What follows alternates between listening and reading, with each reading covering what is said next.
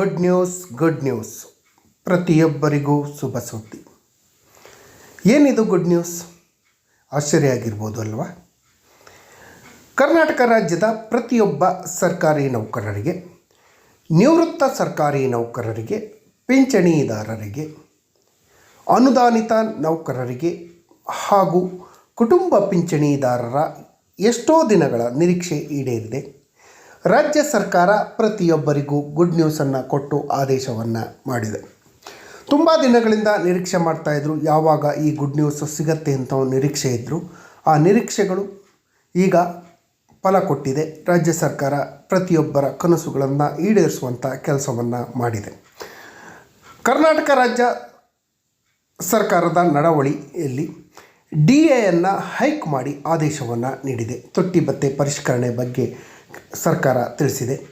ಸರ್ಕಾರದ ಆದೇಶ ಸಂಖ್ಯೆ order number IE5 SRP 2026 Bengaluru, ದಿನಾಂಕ 11 ಅಂದರೆ ನಿನ್ನೆ ಮೇ ತಿಂಗಳು 2026 ದಿನಾಂಕದಂದು 2024 ಪರಿಷ್ಕೃತ ವೇತನ ಶ್ರೇಣಿ ಪಡೆಯುತ್ತಿರುವಂಥ ಅಂದರೆ 7th ಪೇ ಕಮಿಷನ್ ಆಧಾರದಲ್ಲಿ ಸಂಬಳ ಹಾಗೂ ಪಿಂಚಣಿ ಪಡೆಯುತ್ತಿರುವಂಥ ನೌಕರರಿಗೆ ಇದೇ ಜನವರಿ 1 ಇಂಪ್ಲಿಮೆಂಟ್ ಆಗೋ ಹಾಗೆ ಜನವರಿ 1, 2026 ಜಾರಿಗೆ ಬರುವಂತೆ ತೊಟ್ಟಿ ಭತ್ಯೆ DAಯನ್ನು ಹೈಕ್ ಮಾಡಿ ಪ್ರಸ್ತುತ ಏನು ಸರ್ಕಾರಿ ನೌಕರರು ಮತ್ತು ಪಿಂಚಣಿದಾರರು ಪಡೆಯುತ್ತಿರುವಂಥ DA ಪ್ರಮಾಣ 14.25% ಇತ್ತು. ಅದನ್ನು 15.75%ಗೆ ಪರಿಷ್ಕರಣೆ ಮಾಡಿ ಆದೇಶವನ್ನು ಹೊರಡಿಸಿದೆ. ಅಂದರೆ ಕೇಂದ್ರ ಸರ್ಕಾರ ನೀಡಿರುವಂಥ 2% DAಗೆ ರಾಜ್ಯ ಸರ್ಕಾರ 1.5% DAಯನ್ನು ಕೊಟ್ಟಿದೆ. ಇದು ಕೇಂದ್ರ ಸರ್ಕಾರಕ್ಕಿಂತ ಕಡಿಮೆ ಆದರೂ ಕೂಡ ಇಷ್ಟಾದರೂ ಕೊಟ್ಟರಲ್ಲ ಅಂತ ಖುಷಿಯನ್ನು ಪಡಬೇಕು. ಆದರೆ ಈ ಬಗ್ಗೆ ನಾನು ಹಲವಾರು ಬಾರಿ ಹೇಳಿದ್ದೀನಿ. ಕೇಂದ್ರ ಸರ್ಕಾರಿ ನೌಕರರು ಹಾಗೂ ರಾಜ್ಯ ಸರ್ಕಾರಿ ನೌಕರರಿಗೆ ಯಾಕೆ ಈ ರೀತಿ ತಾರತಮ್ಯವನ್ನು ಮಾಡ್ತಾ ಇದ್ದೀರಿ? ಅಖಿಲ ಭಾರತ ಬೆಲೆ ಸೂಚ್ಯಂಕ ಎಲ್ಲರಿಗೂ ಒಂದೇ ಇರುತ್ತೆ. ಕೇಂದ್ರ ಸರ್ಕಾರಿ ನೌಕರರಿಗೆ ಬೇರೆ, ರಾಜ್ಯ ಸರ್ಕಾರಿ ನೌಕರರಿಗೆ ಬೇರೆ ಅಂತ ಇಲ್ಲ. ಹಾಗಾಗಿ ಸರ್ಕಾರ ಈ ಬಗ್ಗೆ ಗಮನವನ್ನು ಹರಿಸಬೇಕು ಅಂತ ಹೇಳಿ ಮನವಿಯನ್ನು ಮಾಡ್ಕೊಳ್ತಾ ಇದ್ದೀನಿ.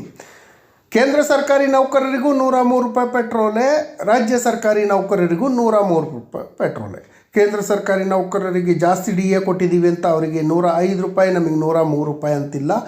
ಎಲ್ಲ ಅಗತ್ಯ ವಸ್ತುಗಳ ಬೆಲೆ ಕೂಡ ಎಲ್ಲರಿಗೂ ಒಂದೇ, DA ಕೂಡ ಎಲ್ಲರಿಗೂ ಒಂದೇ ಕೊಡಬೇಕು.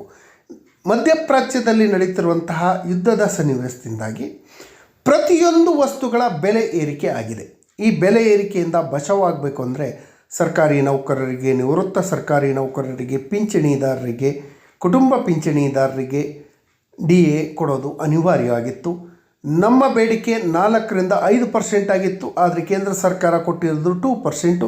ಅದೇ ರಾಜ್ಯ ಸರ್ಕಾರ 0.5% ಕಟ್ ಮಾಡಿ 1.5% DAಯನ್ನು ಕೊಟ್ಟಿದೆ. 7th ಪೇ ಕಮಿಷನ್ ಆಧಾರದಲ್ಲಿ ವೇತನ ಗರಿಷ್ಠ ಮಟ್ಟಕ್ಕಿಂತ ಹೆಚ್ಚಾಗಿ ಅವರಿಗೆ ಸ್ಥಗಿತ ವೇತನ ಬಡ್ತಿಯನ್ನು ನೀಡುತ್ತಿದ್ದರೆ ಆ ಸ್ಥಗಿತ ವೇತನ ಬಡ್ತಿ ಹಾಗೂ 7th ಪೇ ಕಮಿಷನ್ ಆಧಾರದಲ್ಲಿ ಸರ್ಕಾರಿ ನಾಗರಿಕ ಸೇವಾ ಪರಿಷ್ಕೃತ ನಿಯಮ 3Cಯನ್ನು ಓದಿದ್ದು 7ನೇ ನಿಯಮ 3ನೇ ಉಪನಿಯಮದ ಮೇರೆಗೆ ಆತನಿಗೆ ನೀಡಲಾದಂಥ ವೈಯಕ್ತಿಕ ವೇತನ ಯಾವುದಾದ್ರೂ ಇದ್ದರೆ ಅದನ್ನು ವೈಯಕ್ತಿಕ ವೇತನ ಅಂತ ಹೇಳಿ ಪರಿಗಣಿಸುತ್ತೆ.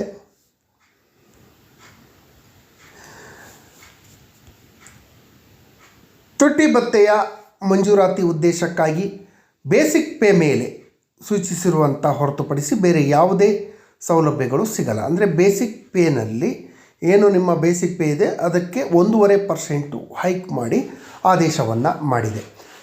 ಸರ್ಕಾರಿ ನೌಕರರಿಗಾಯಿತು. ಹಾಗೆ ನಿವೃತ್ತ ಸರ್ಕಾರಿ ನೌಕರರು, ಪಿಂಚಣಿದಾರರ ಕಥೆ ಏನು?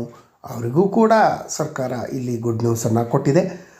ರಾಜ್ಯ ಸರ್ಕಾರದ ನಿವೃತ್ತ ವೇತನದಾರರು, ಕುಟುಂಬ ನಿವೃತ್ತಿ ವೇತನದಾರರು ಹಾಗೂ ರಾಜ್ಯದ ಸಂಚಿತ ನಿಧಿಯಿಂದ ನಿವೃತ್ತಿ ವೇತನವನ್ನು ಪಡೆಯುತ್ತಿರುವಂಥ ಹಾಗೂ ಕೌಟುಂಬಿಕ ನಿವೃತ್ತಿ ವೇತನ, ಕುಟುಂಬ ನಿವೃತ್ತಿ ವೇತನವನ್ನು ಪಡೆಯುವಂತಹ ಅನುದಾನಿತ ಶಿಕ್ಷಣ ಸಂಸ್ಥೆಗಳ ನಿವೃತ್ತಿ ವೇತನದಾರರು, ಕುಟುಂಬ ನಿವೃತ್ತಿ ವೇತನದಾರರಿಗೂ ಸಹ ಇದೇ ಜನವರಿ 1ರಿಂದ ಪೂರ್ವಾನ್ವಯವಾಗುವಂತೆ ತುಟ್ಟಿ ಭತ್ಯೆಯನ್ನು ಮೂಲ ನಿವೃತ್ತಿ ವೇತನ ಹಾಗೂ ಕುಟುಂಬ ನಿವೃತ್ತಿ ವೇತನದಲ್ಲಿ ಈಗ ಪಡೆಯುತ್ತಿರುವಂಥ 14.25ರಿಂದ 15.75ಕ್ಕೆ ಹೆಚ್ಚಿಸಿ ಸರ್ಕಾರ ಆದೇಶವನ್ನು ಹೊರಡಿಸಿದೆ.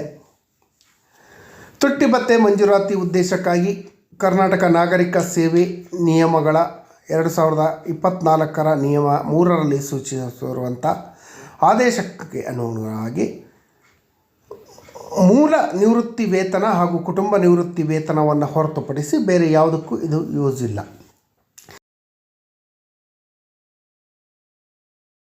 ರೀತಿಯಲ್ಲಿ UGC AITE ICMAR ವೇತನ ಶ್ರೇಣಿಯನ್ನು ಪಡೆಯೋರಿಗೂ ಕೂಡ ಇದು ಅನ್ವಯ ಆಗತ್ತೆ. ನಿವೃತ್ತ ನೌಕರರಿಗೆ, ಈಗ ಹಾಲಿ ಇರುವಂಥ ನೌಕರರಿಗೆ ಅನ್ವಯ ಆಗಲ್ಲ, ಅದಕ್ಕೆ ಬೇರೆ ಆದೇಶವನ್ನು ಹೊರಡಿಸುತ್ತಾರೆ. ಅದರ ಜೊತೆಯಲ್ಲಿ ಸರ್ಕಾರದ ಎಲ್ಲ ಜಿಲ್ಲಾ ಪಂಚಾಯಿತಿಗಳಲ್ಲಿ ಪರ್ಮನೆಂಟ್ ನೌಕರರಿಗೆ, ಅಕಾಲಿಕ ವೇತನ ಶ್ರೇಣಿಯಲ್ಲಿ ಪೂರ್ಣ ವರ್ಕ್ ಚಾರ್ಜ್ ನೌಕರರಿಗೆ ಸರ್ಕಾರದಿಂದ ಸಹಾಯಧನವನ್ನು ಪಡೆಯುತ್ತಿರುವಂಥ ಅನುದಾನಿತ ಶಿಕ್ಷಣ ಸಂಸ್ಥೆಗಳು ಹಾಗೂ ವಿಶ್ವವಿದ್ಯಾನಿಲಯದ ಅಕಾಲಿಕ ವೇತನ ಶ್ರೇಣಿಯಲ್ಲಿರುವಂಥ ಪೂರ್ಣ ಅವಧಿ ನೌಕರರಿಗೆ ಕೂಡ ಇದು ಅನ್ವಯ ಆಗತ್ತೆ. UGC AICTE ICAR ವೇತನ ಶ್ರೇಣಿಯಲ್ಲಿ ವೇತನ ಪಡೆಯುತ್ತಿರುವಂಥ ನೌಕರರಿಗೆ ಮತ್ತು NJPC ವೇತನ ಶ್ರೇಣಿಯ ನ್ಯಾಯಾಂಗ ಅಧಿಕಾರಿಗಳಿಗೆ ಸಂಬಂಧಿಸಿದಂತೆ ಪ್ರತ್ಯೇಕ ಆದೇಶವನ್ನು ಹೊರಡಿಸಲಾಗತ್ತೆ ಅಂತ ಹೇಳಿ ತಿಳಿಸಿದ್ದಾರೆ. ಹಾಗಾದರೆ ಈ ಗುಡ್ ನ್ಯೂಸು ಯಾವಾಗ ಸಿಗತ್ತೆ ಅನ್ನೋ ಪ್ರಶ್ನೆ ನಿಮ್ಮಲ್ಲಿ ಬಂದಿರ್ಬೋದು. ಯಾವ ತಿಂಗಳ ವೇತನದಲ್ಲಿ ಸಿಗತ್ತೆ ಅಂತ ಹೇಳಿ ಇರ್ಬೋದು.